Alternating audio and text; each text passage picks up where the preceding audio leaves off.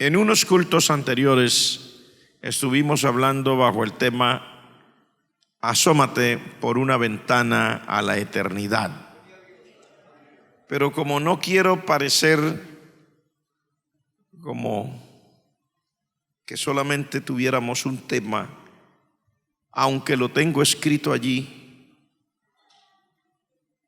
quisiera poner un subtema para el punto de hoy: manteniéndonos en el propósito de Dios visto desde la eternidad. La vida que el Señor nos ha dado es una vida con propósito. Ninguno fuimos puestos por Dios aquí como producto de la casualidad. Sin importar las circunstancias que hayan rodeado nuestro nacimiento y los comienzos de nuestra vida, ni las circunstancias que nos rodeen en el momento.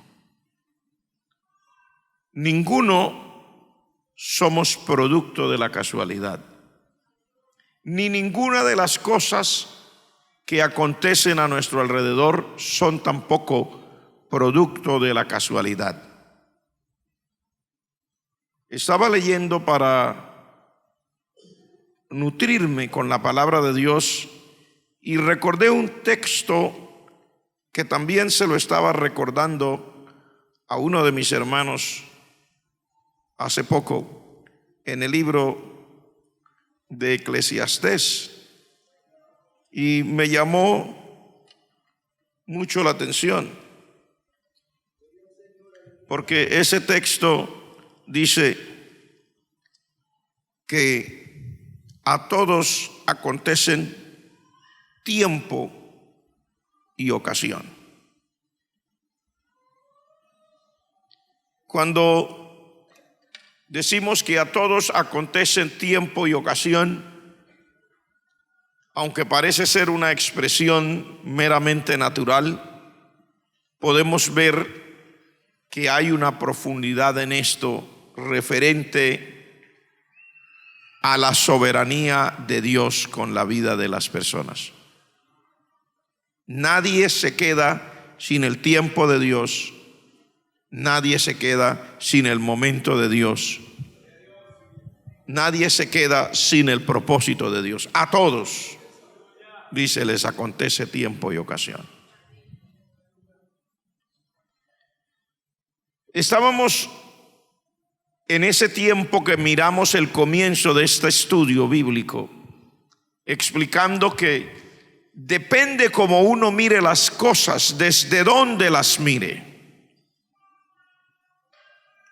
Porque recuerde usted que estamos rodeados de todo lo natural y también llevamos una naturaleza humana con la cual nacimos el día que fuimos traídos al mundo por Dios a través de nuestros padres, la naturaleza humana.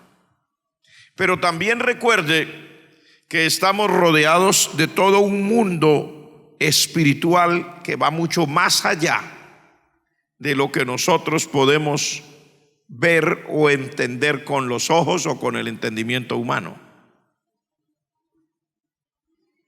Que un día Dios le dijo a Pedro: Simón, Simón, Satanás te ha pedido para zarandearte como a trigo, pero yo he rogado a ti que tu fe no falte. Esas cosas no se pueden ver. Usted no puede ver. Job nunca vio cuando el diablo, que el Señor lo reprenda, llegó colado entre los hijos de Dios un día a acusar y a decirle al padre que Job le servía a él por mero interés. Él nunca se dio cuenta. Él sencillamente vio lo que le aconteció aquí abajo. ¿Qué fue? Usted ya sabe la historia. Tenía hijos, tenía una hacienda muy grande, tenía una esposa y comienza a perder las cosas de una manera consecutiva hasta que pierde sus hijos, pierde la salud, pierde los amigos, pierde aparentemente todo. Alguien dijo que perdió hasta la esposa, porque la esposa lo mandó a morirse.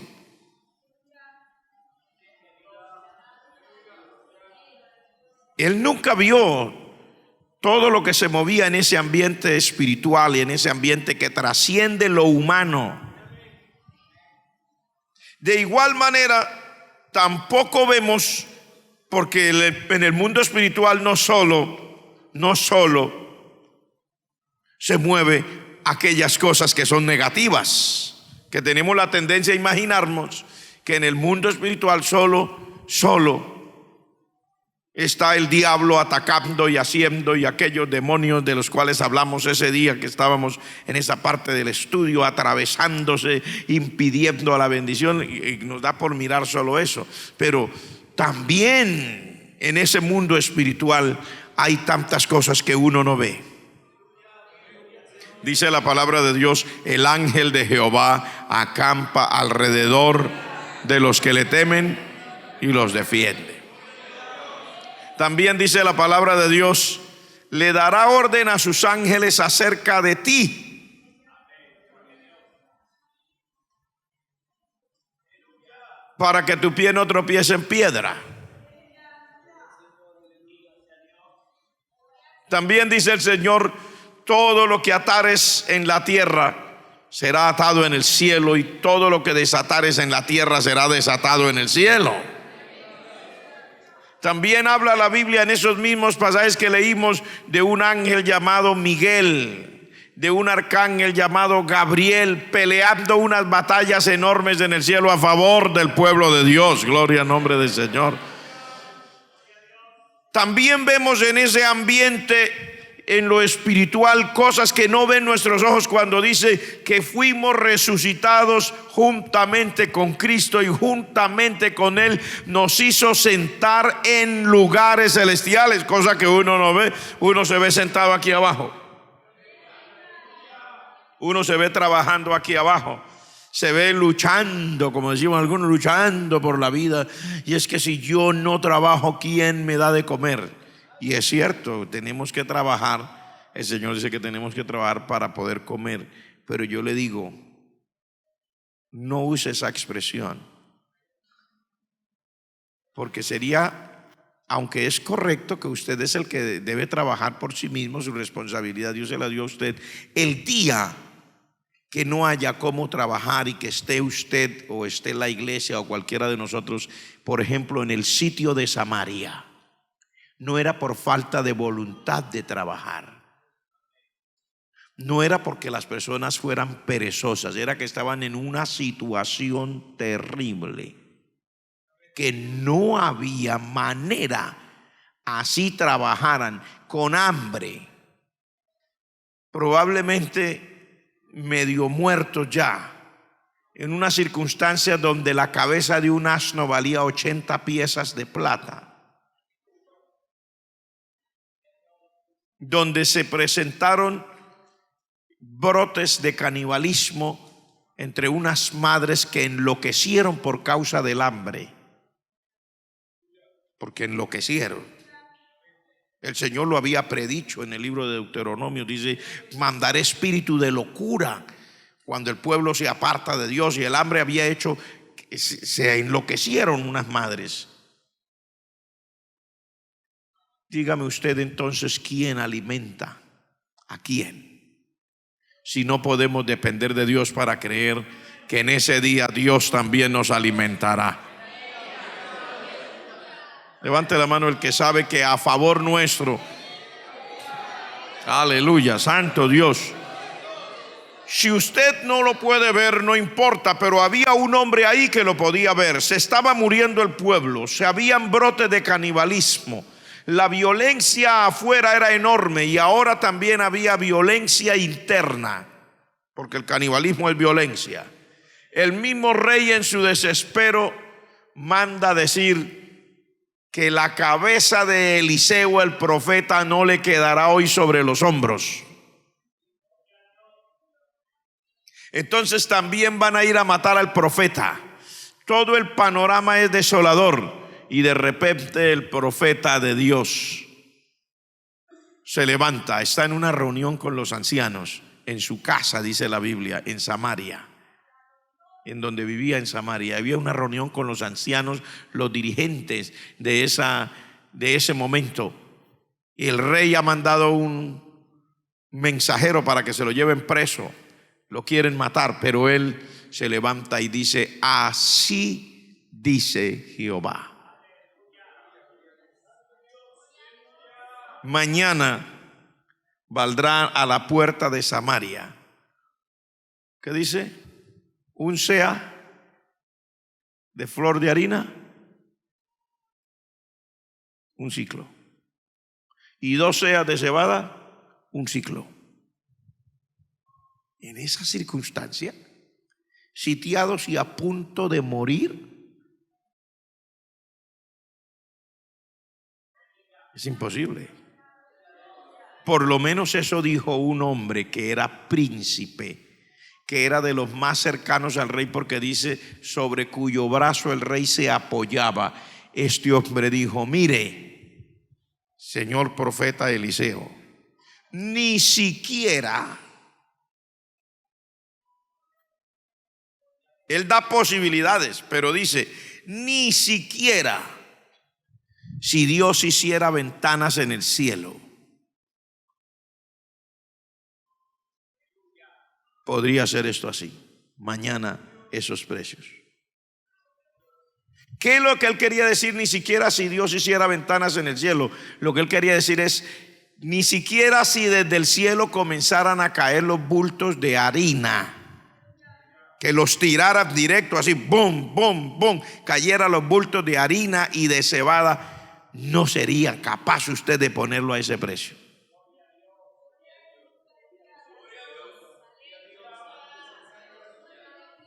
Porque hay dos maneras de ver las cosas. Hay una manera de verlo con estos dos ojos, y él era príncipe y estaba acostumbrado, no sé si era uno de los príncipes que tenían que ver con finanzas o con agricultura o con algo, pero era uno de los príncipes, uno de los encargados, estaba acostumbrado y sabía hacer cuentas. Y él dijo: ni siquiera si Dios abriera unas ventanas y comenzaran a tirar los ángeles bultos de harina y de cebada, no sería tan barato.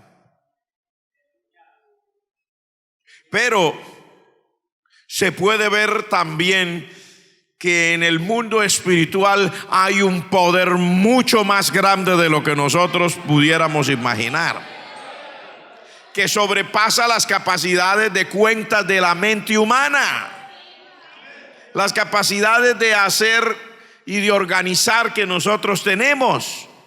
Y este hombre de Dios sí podía ver allá, que es donde hemos estado invitando estos días, que usted y yo nos asomemos a mirar allá, no acá. Y entonces el hombre de Dios le dijo: mira,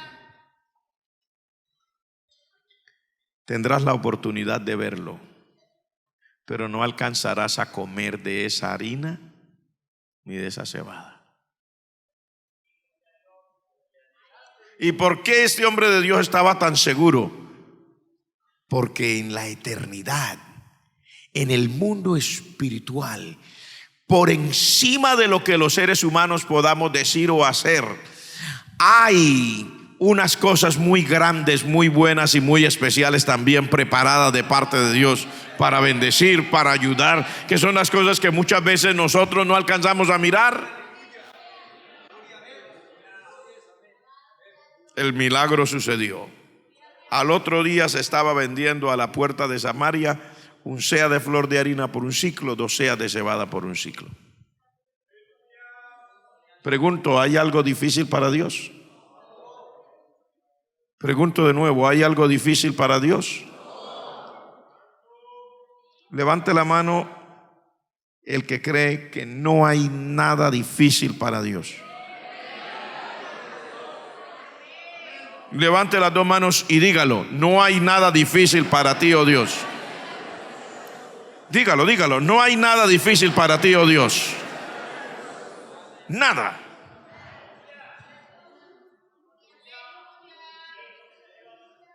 Y entre todas las cosas Dios tiene propósitos con nosotros. Y les estoy ahora leyendo la historia de un hombre llamado David. Lo he querido traer a colación porque este es uno de los pasajes o de las historias que el Señor ha usado para hablar a mi corazón. No es la única, pero quiero hablarles de este hombre porque esta es una historia muy impactante. En el libro de Primera de Samuel usted va a encontrar algo sorprendente. En el capítulo 14, perdón, el capítulo 13, en el verso 13 dice: entonces Samuel dijo a Saúl: locamente has hecho, no guardaste el mandamiento de Jehová tu Dios que él te había ordenado, pues ahora Jehová hubiera confirmado tu reino sobre Israel para siempre. Mas ahora tu reino no será duradero. Jehová se ha buscado un varón conforme a su corazón, al cual Jehová ha designado para que sea príncipe sobre su pueblo, por cuanto tú no has guardado lo que Jehová te mandó. Hasta ahí todo está bien porque Dios es soberano y Dios puede reemplazar al que él quiera. Digo, hasta ahí todo está bien, siempre está bien, pero hasta ahí todo está bien con mi mente de ser humano. Bueno, si el Señor dice, pues usted no me hace caso y usted se empeña en molestarme y me cansa, pues déjeme que lo voy a reemplazar. Lo sorprendente de este pasaje no es exactamente que Dios dijo: me he buscado a un hombre conforme a mi corazón para que sea príncipe sobre mi pueblo, sino que cuando Dios dice eso, ¿sabe quién era este hombre que Dios escogió para reemplazar a Saúl? David. ¿Sabe qué es lo sorprendente? David no había nacido.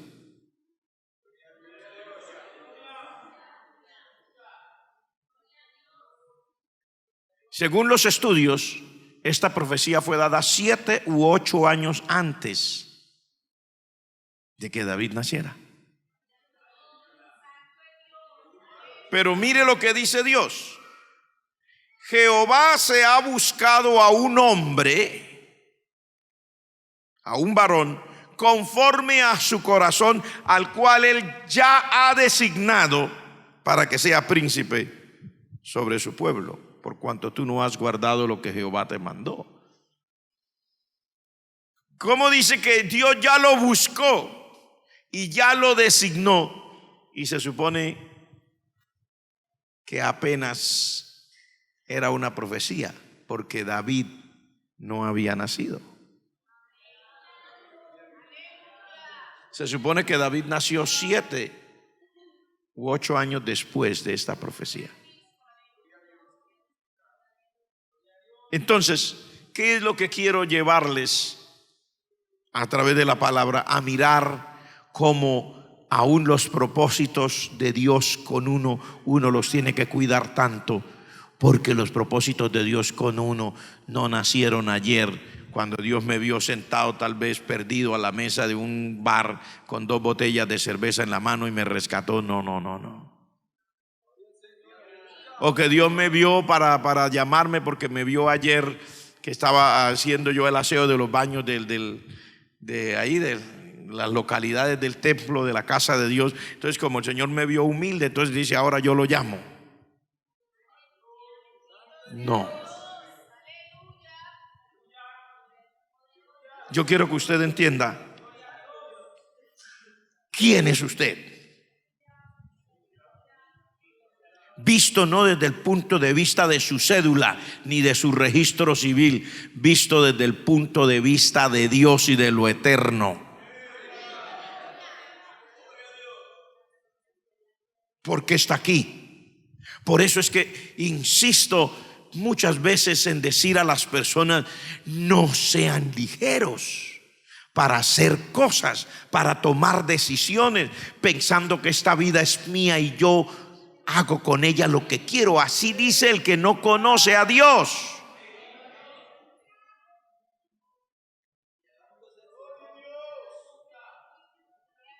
Pero el que conoce a Dios y conoce los propósitos de Dios no puede hablar así, porque esta vida no es mía y yo no hago con ella lo que quiero. Porque ahí está plasmado que Dios 7 u 8 años antes va en la eternidad y busca a David. Pero usted dice, pero ¿cómo lo va a buscar si no estaba? No estaba acá, pero estaba allá. Todo esto puede parecerle muy confuso a usted, pero no importa cuán confuso le pueda parecer. Recuerde que usted no es como un animalito, un perrito, un gatito, o un caballo, o un pez. No. Usted es hecho a la imagen y semejanza de Dios. Y usted tiene un espíritu, un alma que salieron de la eternidad y vinieron para su cuerpecito. Y cuando usted termine, otra vez vuelve y se va de aquí para allá.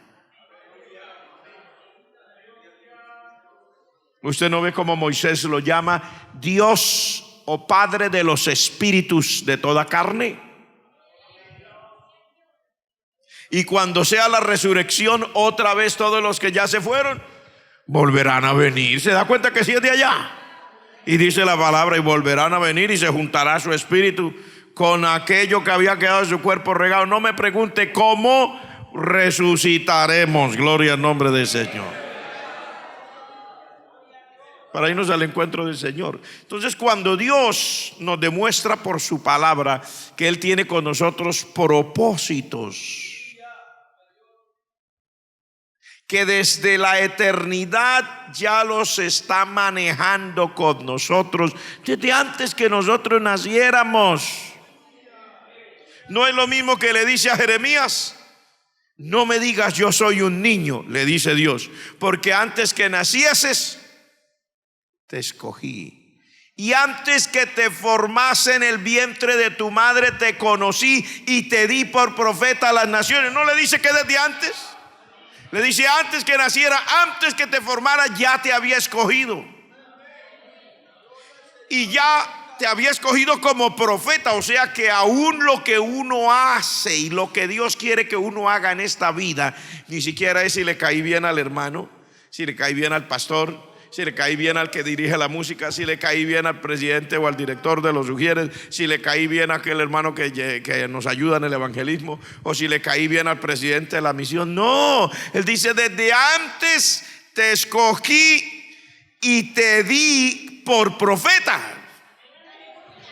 O sea que lo que uno hace, usted, no sé si a usted le pasará igual que me pasa a mí, pero somos el pastor, mi esposa y este servidor, somos aquí los que estamos al frente por la gracia de Dios, y llevamos 20 años. Algunos de nuestros jóvenes que hoy cantan, nosotros los vimos pequeñitos. Algunos hasta los vimos nacer. Y de repente uno los ve, ahí cantan.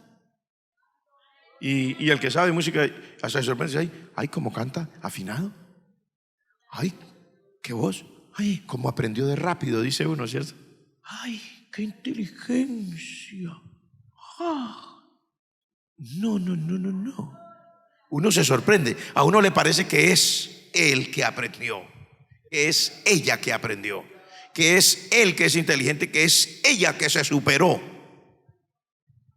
Y se le olvida lo que dice la palabra: antes que nacieses te di la voz. Por eso es que uno no puede ponerse a pelear con estas cosas, hermanos. Si uno no nació con voz para cantar, porque Dios no se la dio, por más que uno pelee y por más que uno se sacuda y se arranque cabello de su cabeza, hermano, el do le va a salir no sabe dónde va a quedar, porque el Señor es el que decide.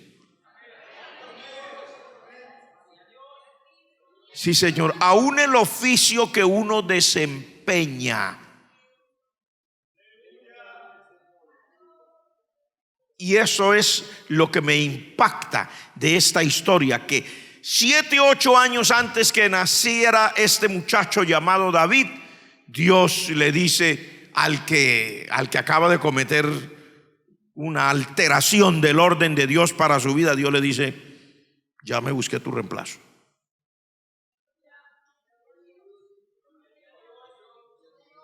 Ya me busqué, se lo dice Dios, ya me lo busqué, ya lo encontré, lo tengo. Y estaba todavía en la eternidad. Otra de las cosas que a mí me llama la atención cuando veo esto es la paciencia que uno debe tener.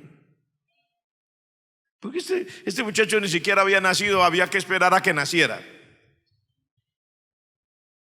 a que aprendiera a tomar el tetero, a que aprendiera a comer, a que aprendiera a caminar, a que aprendiera a leer. Había que esperar. Y después que ya apareció en la escena, todavía había que esperar más. La Biblia dice: tenía 30 años cuando comenzó a reinar sobre una parte de esa nación.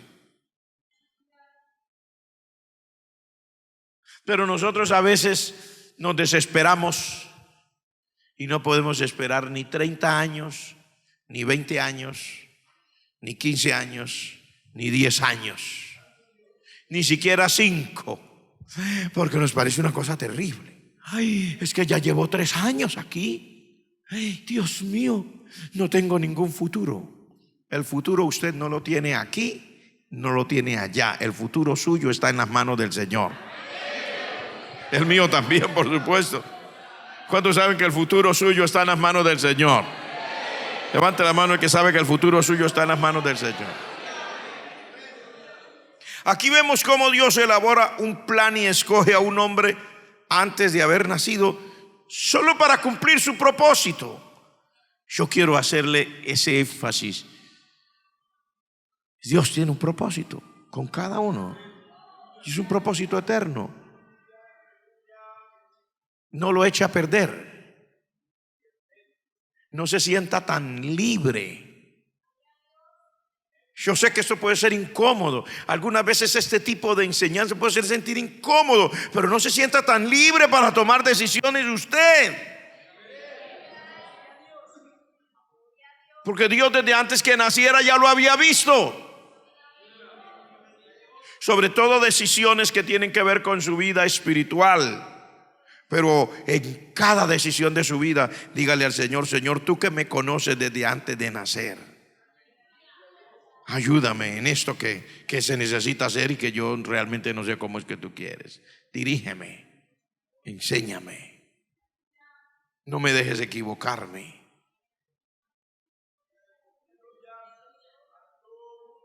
¿Está usted aquí? Hágalo, será su bendición. Los propósitos de Dios para una persona vienen desde allá, de la eternidad. Y cuando los propósitos de Dios están presentes, no quiere decir que es que uno le va a ir la vida a todo color de rosas, o que, como dijo alguien, va en coche.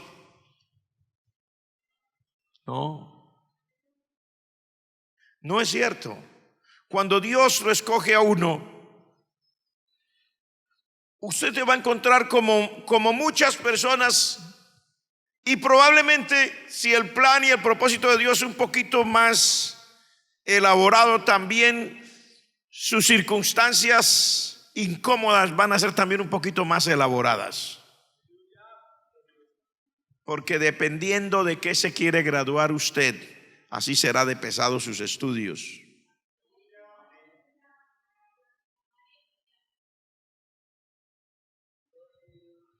¿No me entendió?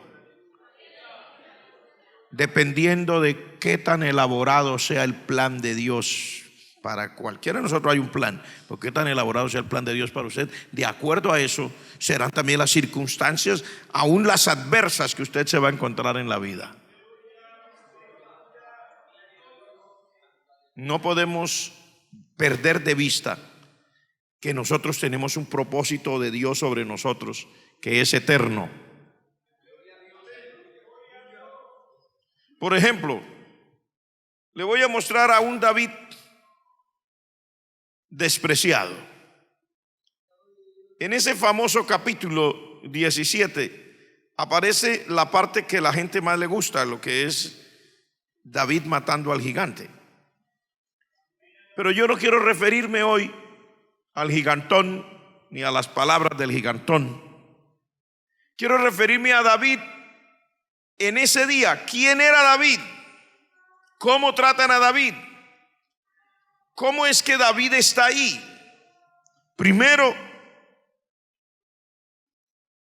quiero decirle que él ya había estado en el palacio, pero al presentarse un conato, un rumor de que se levanta una guerra contra los filisteos, lo despacharon del palacio. Porque él había estado en el palacio tocando, ¿se acuerdan? Con un arpa tocaba para el rey, para que el rey estuviera bien, porque tenía síntomas de estarse como endemoniando. Y David tocaba, pero en un momento que se presenta, ya como todas las cosas indican que va a haber una guerra, dice: David se había vuelto para cuidar las ovejas de su padre. O sea, lo despacharon de por ahí, porque durante la guerra lo menos que necesitamos son músicos. Eso dijo el rey. Que necesitamos aquí son guerreros. ¿Usted sabe que es así? Lo despacharon. Se fue a cuidar las ovejas de su padre otra vez. Ya en el capítulo 17 aparece el momento cuando el papá lo envía para ir a mirar cómo están los hermanos, porque dice la Biblia, duraron 40 días que estaban enfrentados un ejército contra el otro, y no se sabía ni bueno ni malo de los hermanos. Se sabía que sí, que había, que allá estaban y que ya yo los vi y allá están y sí, toda la mañana, y se levantan y se arma la guerra y se oyen unos gritos, pero no había razón, ni victoria ni derrota.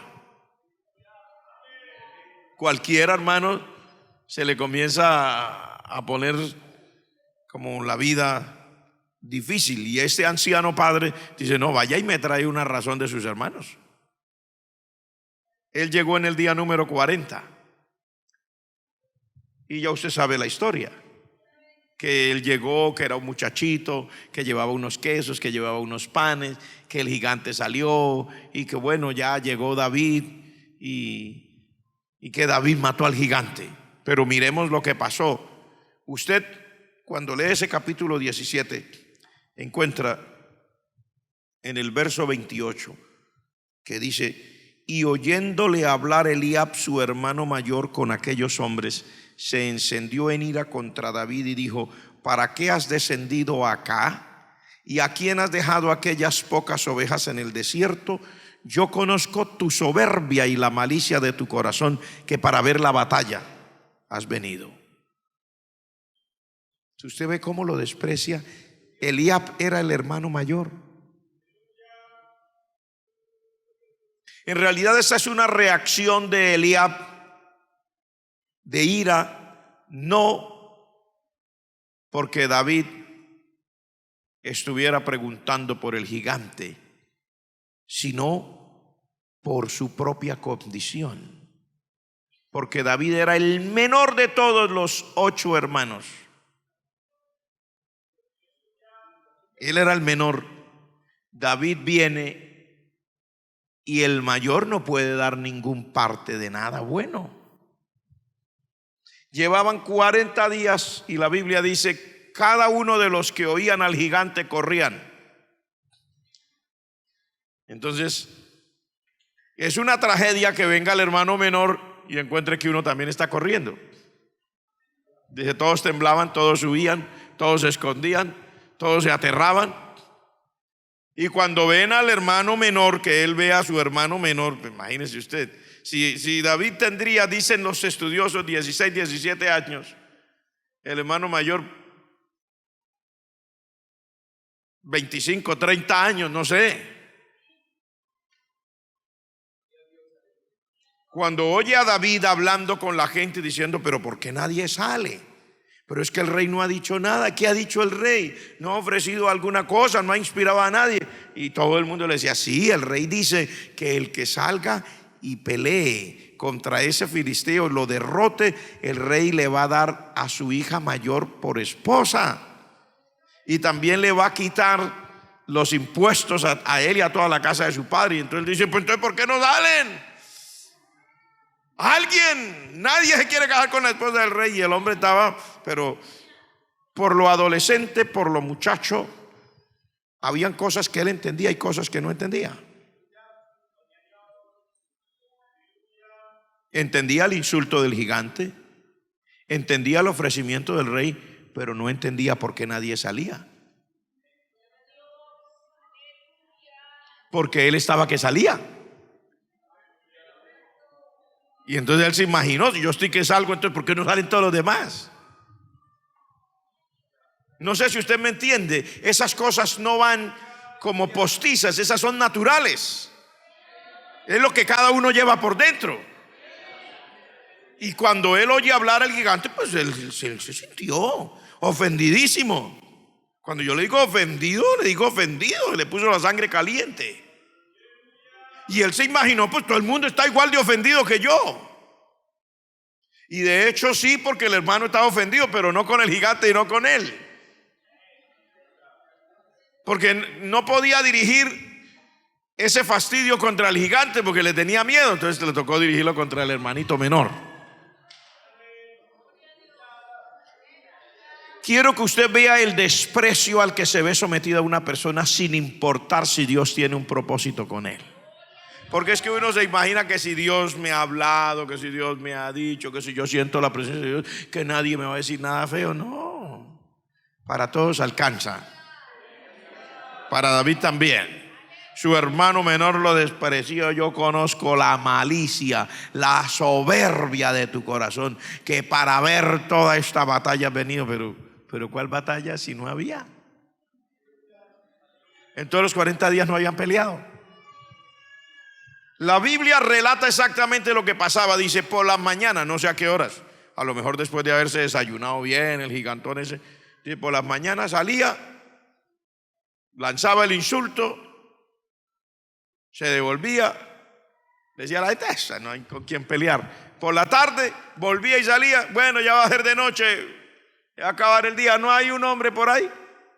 No, nadie, listo, vámonos a dormir, que no. Y así pasaron todos esos 40 días. Entonces yo no sé de cuál batalla se refería Eliab, el hermano mayor, porque lo desprecia y le dice, yo conozco la soberbia y la malicia de tu corazón, eres soberbio, eres malicioso, has venido para ver la batalla. Pero si no, que no había batalla. Sí estaban los ejércitos ahí, pero pelea, no había habido ni un muerto. Ni uno. Todo lo que habían habido era insultos. Entonces mire usted el desprecio. Lo desprecia a su hermano mayor. Cuando usted sigue mirando el capítulo más adelantico, el que lo despreció fue el rey, porque le dijeron al rey, por ahí anda uno con ganas de pelear y se le nota que tiene la sangre caliente, tráiganlo.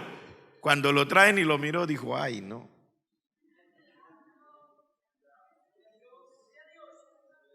Pues él esperaba ver lo que se espera para una cosa así. Hombre, ¿cierto? Un hombre así ya. Y esperaba ver esa cara con esos ojos así. Usted ha visto, el otro día estaba poniendo un poquito de noticias y salió de ese momento de deportes, o era una propaganda de dos señores famosos que iban a pelear con boxeo. Y entonces aparece el uno al frente del otro, así casi que se tocan la nariz, con esos ojos como los gatos cuando van a cazar un ratón. Y se quedan así, y uno dice, ya se golpearon, ya se dieron duro ahí, hasta que llega un señor así grande y los aparta así. Todavía no era el combate, sino esos días antes del combate y tal. Y entonces se espera, y el que dicen que psicológicamente el que tenga la mirada más asesina, así, ese va a ganar. Pero cuando el rey viene a mirar, el que va a salir a pelear lo encuentra con una carita. Porque dice la Biblia que era rubio. de buen parecer. Era rubio, de buen parecer, o sea, de guerrero no tenía nada. Y lo que traía en la mano era un palo. No tenía botas, sino sandalias, era un pastor de ovejas. Traía colgado un carriel, como diríamos nosotros aquí en Colombia, para que me entienda, un bolsito, un carriel, decimos, de acuerdo a como lo usan los paisas, un carriel ahí, que dice que era el bolso que él siempre usaba como pastor de ovejas. Y tenía, tal vez aquí terciaba así, una honda para tirar piedras. Cuando el rey lo vio, dijo: ay, no, hijo mío, no podrás tú ir a pelear contra ese hombre. Es un hombre guerrero desde su juventud. O sea que el otro no era ningún muchacho. Digo, ese es un guerrero desde su juventud. Y mírelo cómo es. Y dijo: y tú eres muy muchacho. O sea, era de verdad que cualquiera que lo hubiera visto, si usted fuera el rey, había pensado lo mismo. Digo, ay, no, pero toca a alguien que tenga más, ¿cierto? Por lo menos que no sea puramente tirarle la presa a las fieras. Podrían acusar al rey de ser un, ¿cierto? Le voy a tirar un niñito allá para que lo mate. Para eso que es rubio y con esa carita fina. Digo, no, hijo mío, no puede. O sea, usted nota cómo cuando Dios tiene un propósito con la persona, eso no lo libra de las circunstancias que tiene que enfrentarse. Porque puede que Dios sí le dé a uno el aliciente y usted siente la presencia del Señor, pero eso no quiere decir que toda la gente siente el mismo aliciente que siente usted. Ni toda la gente ve lo importante que hay en usted, que no es la cara sino el corazón. Porque unos, como David, no tenía corazón de guerrero, perdón, no tenía cara de guerrero, tenía corazón de guerrero, pero no tenía cara. Que el rey dijo: no, hijo mío, no, así no se puede. Otros es al contrario, no le ven el corazón que puede tener tranquilidad y paz, si no le ven la cara que tiene de guerrero y de dictador. Uy, ese señor es tan feo, da miedo, produce terror. Y el corazón suyo solamente lo conoce el que se lo dio. Levante la mano el que me entiende. Digo, el corazón suyo solo lo conoce el que se lo dio. La gente no le ve sino la carita. Gloria al nombre del Señor.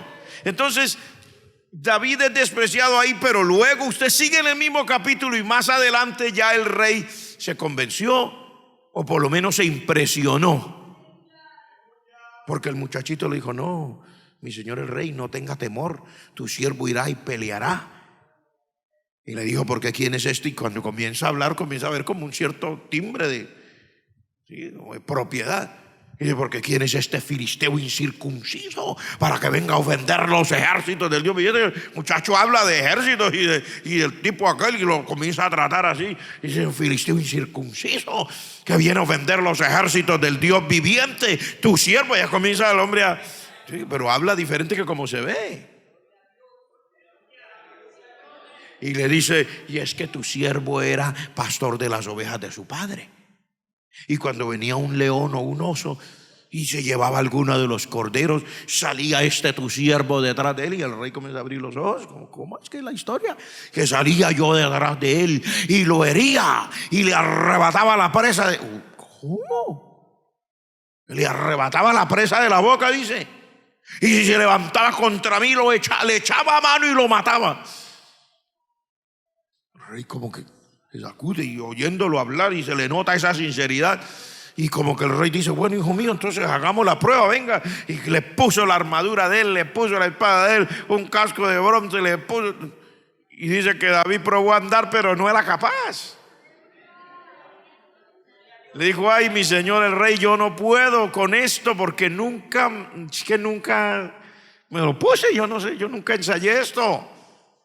Dijo: pero deme permiso, mi señor el rey, que ya voy para allá. Y le dice: el rey, ¿qué hubo, mi hijo? Pues que se vea. Sale corriendo el muchacho y va al arroyo y escoge lo que él sabía: 5 piedras lisas. Eso era lo que él sabía, porque Dios sabe lo que usted necesita, y eso es lo que el Señor le enseña a usted.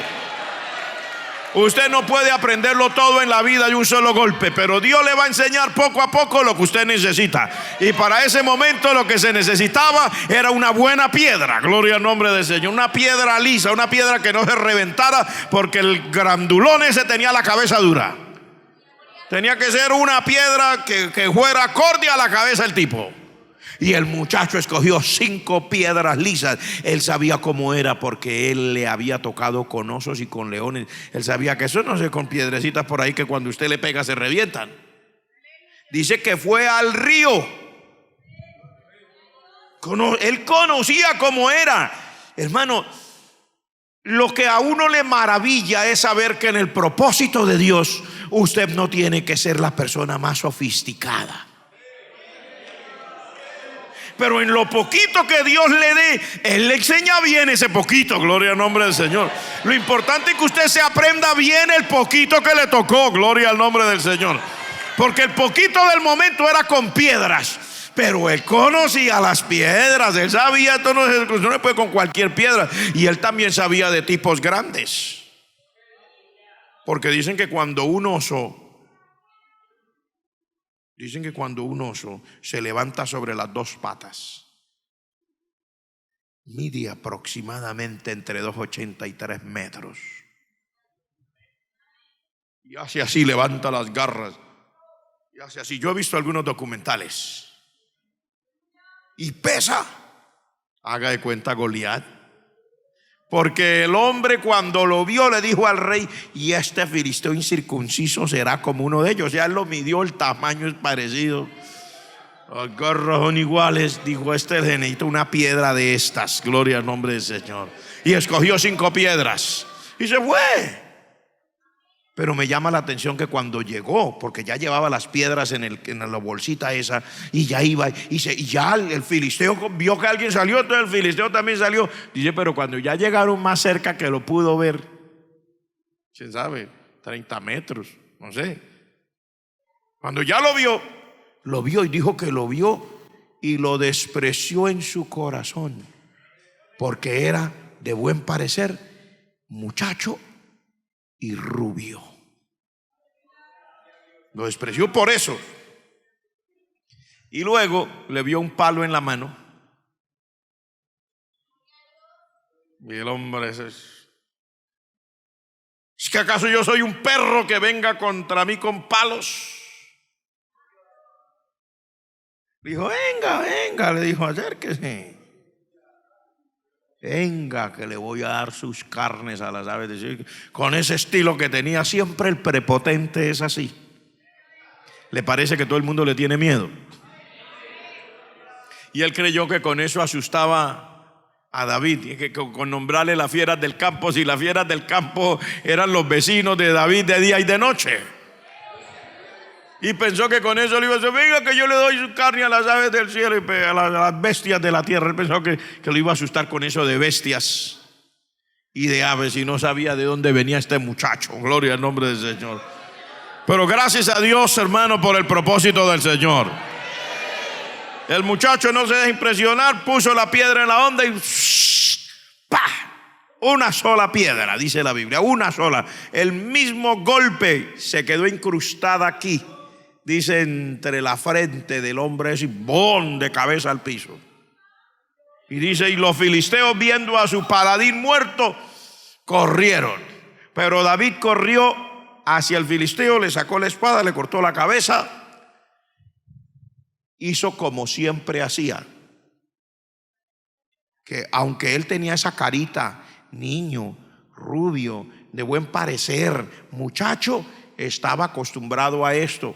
Cuando le cortó la cabeza, la Biblia dice que llevaba la cabeza del filisteo en su mano, porque era la manera de probar que usted era. Ahí la gente dice: no era como la de hoy. Téngame miedo que yo me até 100. En aquel tiempo que decía: yo maté a uno, tenía que mostrar, vea, este es Y David había matado más de un león y de un oso. Él no le tenía miedo a la sangre. Yo no sirvo para eso. Cuestión de que yo, ay no, Padre Celestial, no sirvo ni para enfermero.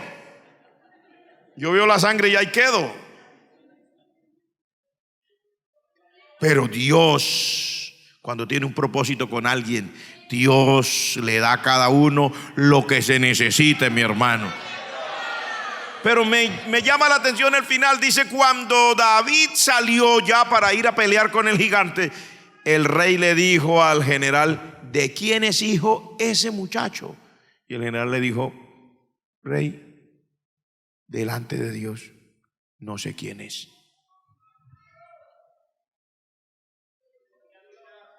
El hecho de que Dios tiene un propósito con uno no quiere decir que uno sea popular tampoco. No quiere decir que la gente va a decir: ay, aplausos ahí. No. Puede ser menospreciado, puede ser lo que sea. ¿Y por qué razón no lo conocían si ya había estado en el palacio?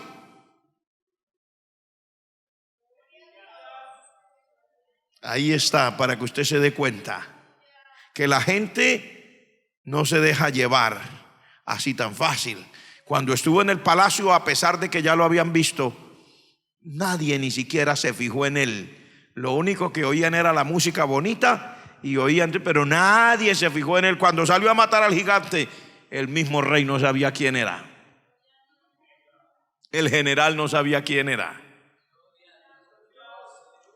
Pero Dios sí sabía quién era. Porque déjeme decirle que aunque usted diga que a mí nadie me mira, que nadie me conoce, que todo el mundo me ignora, Dios que lo creó a usted y lo puso aquí desde la eternidad, Dios le sabe el nombre, Dios le sabe el apellido, Dios sabe quién es su mamá, Dios sabe quién es su papá, Dios sabe el barrio donde vive, Dios sabe lo que le ha pasado. Todas las cosas de su vida están claras delante de Dios. No se amilane. Puede ser que la gente no lo conozca a uno. No se eche ¿verdad? No ponga ese trabajo de echarle una miradita para saber quién es usted. Lo importante es que Dios que lo llamó es el Dios que sabe quién es usted. Dios sabe quién es usted. Entiéndame, Dios lo conoce.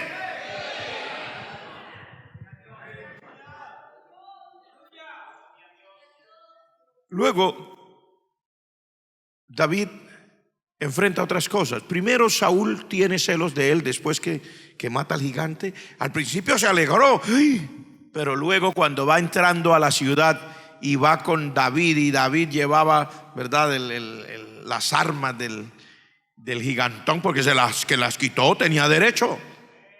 Le quitó las armas, llevaba las armas, etcétera. La cabeza dice que se la llevó también. Cuando iban entrando a la ciudad, que viene semejante triunfo tan grande, las mujeres salieron como siempre, las señoras tan alegres, las señoritas tan contentas, y danza y toque, y se les ocurrió componer un coro como que no le gustó al hombre. Y el coro decía: Saúl mató a sus 1000 y David a sus 10,000. Y el hombre se acordó de una profecía que le habían dado por allá hacía más de 20 años, o como 20 años, donde le habían dicho: Jehová se ha buscado a un prójimo tuyo mejor que tú, para que sea rey sobre su pueblo. Y se acordó y dijo: no vaya a ser este. Dijo: no le falta sino el reino de pronto. Y dice: desde ese día jamás lo miró con buenos ojos.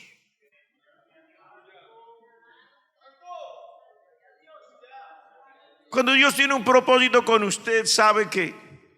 Le voy a leer esto que está en este capítulo porque me llama la atención. Capítulo 18. Y usted se fijará conmigo que es cierto. El verso 12 dice: mas Saúl estaba temeroso de David, por cuanto Jehová estaba con él y se había apartado de Saúl. Mire por qué le tenía miedo. ¿Que había hecho algo malo David? No. ¿Por qué le tenía miedo? Dice: porque Dios estaba con él. Ojo, que el hecho de que Dios esté con usted le produce miedo a otros.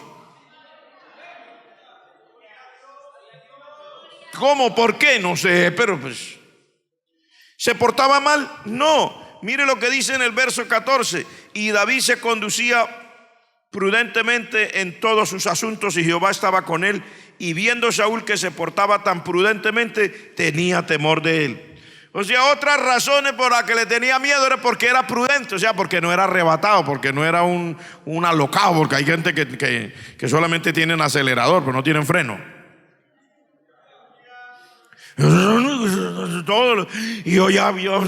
no tienen freno, y usted, un carro sin freno siempre se choca. Entonces, lo primero, me dijo alguien cuando estábamos comenzando, me dijo: mire, pastor, cuando usted vaya a subir a un carro, lo que yo le recomiendo que usted mire es que el carro frene y tenga dirección. Si no anda, dijo, eso no es problema, usted se baja y camina. Digo, pero un carro sin dirección o sin frenos se estrella, pastor.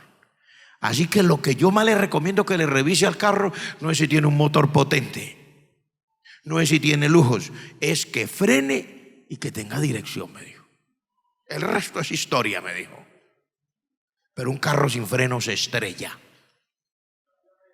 Y este sí tenía freno, porque dice, era prudente. Y viendo Saúl que este muchacho era prudente, tenía más temor de él. O sea, tan raro si la prudencia no es una cosa mala, es una virtud, algo bueno. Pero hermano, así es la vida.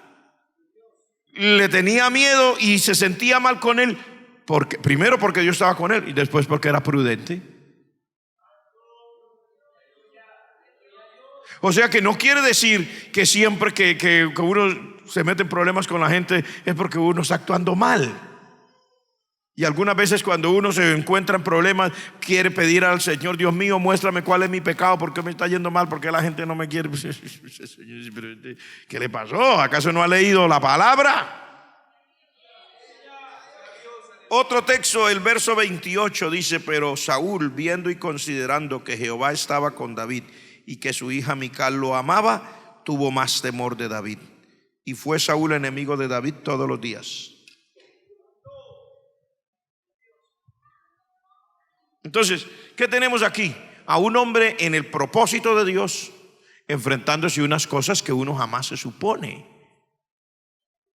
Resulta que la hija de Saúl, la menor, porque la mayor no lo casaron con la mayor, la menor amaba a David, y eso le produjo al hombre peor, más miedo. Dice, tenía todavía más miedo. O sea, cada día los miedos de Saúl acerca de David iban aumentando, y cada día esos miedos de Saúl le provocaban problemas a David.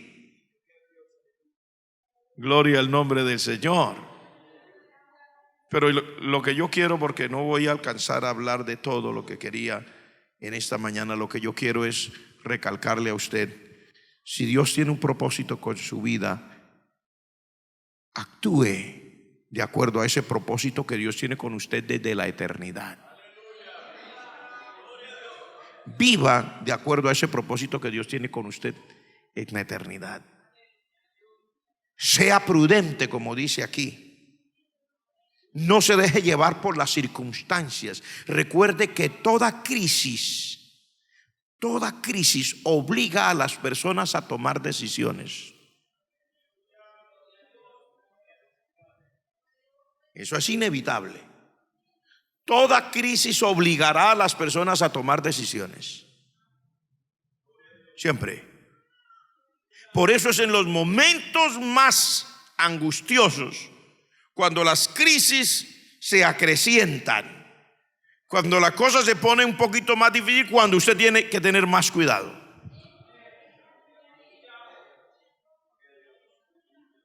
Porque esas crisis obligan a las personas a tomar decisiones. Y si uno tiene la conciencia de que Dios lo tiene en un propósito, todas estas crisis que se le presentaron a David, hermano, presionaron contra él, y hubo gente que lo invitó a que matara a Saúl, que lo invitó a que matara al rey, y lo tuvo cerquita. Pero gracias a Dios el muchacho se dio cuenta y nunca cedió al asunto. Dijo: no, guárdeme Jehová, que yo extienda mi mano contra el ungido de Jehová. Porque esas crisis obligan a las personas a tomar decisiones y uno tiene que cuidarse de tomar la decisión correcta. Porque Dios tiene un propósito con uno. Porque uno no apareció así nomás. Yo no estoy aquí y soy consciente, lo digo a título personal para no ponerlo a usted. Pero yo soy consciente que no estoy aquí, no soy pastor de esta iglesia porque a alguien se le ocurrió que Samuel sea el pastor de ahí. Yo soy consciente que para yo ser el pastor de esta iglesia tengo un Padre, un Dios que miró desde la eternidad y dijo: de la fecha tal en adelante quiero que haya un pastor en esa iglesia que se llama Samuel. ¿Hasta cuándo? Yo no se lo puedo decir, pero sé que el Dios al que yo le sirvo no me tiró en paracaídas. Desde la eternidad ya Él sabía que yo iba a estar aquí. Por eso yo no puedo tomar una decisión a la carrera. Algunos pensarán: ¿y por qué no hace así? ¿Por qué no hace así? ¿Y por qué no tira así? ¿Por qué no busca así?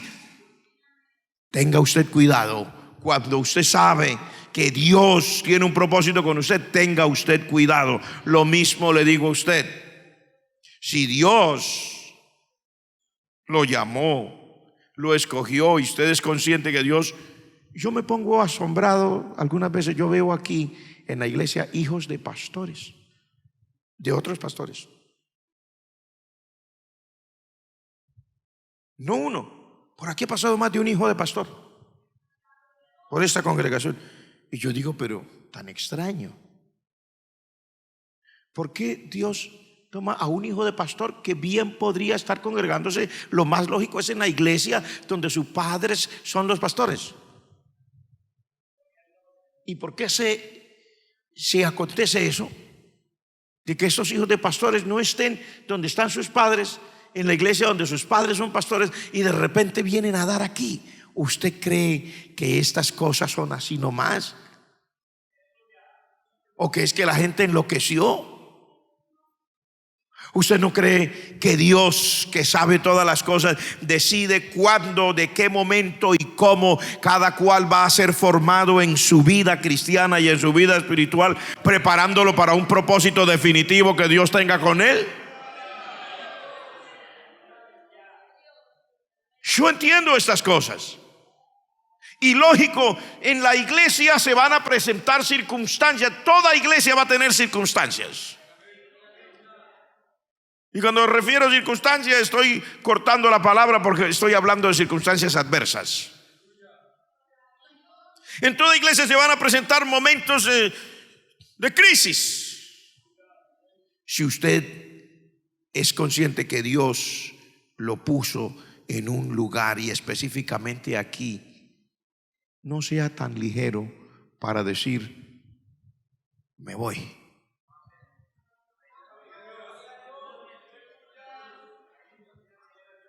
Para algunos de ustedes que están aquí, yo sé que es una sorpresa que estén aquí, porque algunos hermanos me lo han dicho con toda sinceridad: pastor, yo estoy aquí y yo quiero que usted me reciba, pero yo estoy aquí. Yo le digo de una vez que yo no quería ser un hermano aquí. Me lo han dicho, más de uno me lo ha dicho. Yo decía: nunca seré un miembro de la iglesia donde ese pastor se llama Samuel. Ese señor tiene una cara que mata a cualquiera con la mirada, me dijo uno. Así me lo dijo: pastor, usted no necesita decir nada, con la sola mirada mata a cualquiera.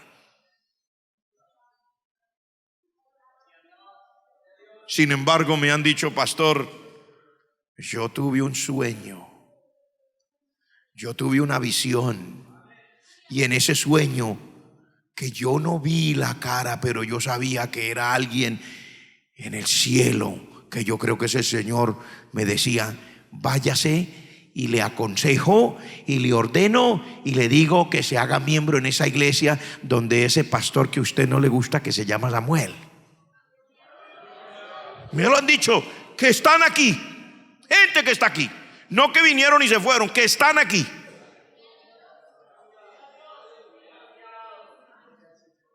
¿Acaso yo produzco sueños y visiones en la gente? ¿Acaso no hay un Dios en el cielo que sabe lo que cada uno de nosotros necesitamos? ¿Acaso no hay alguien que está mirando por su alma, procurando que usted llegue a estar en el propósito real como Dios quiere, para que usted pueda ser como Él especificó desde la eternidad para usted?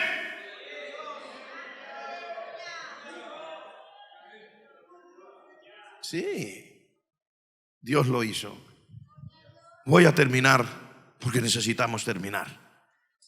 Esto, como siempre, la palabra de Dios no tiene ese fin, y uno podría seguir porque apenas uno se va inspirando, pero gloria a Dios porque el Señor es así de bueno. Su palabra es tan fiel. Solamente déjeme decirle unas palabras de conclusión. Pórtese de acuerdo al propósito que Dios tiene para usted.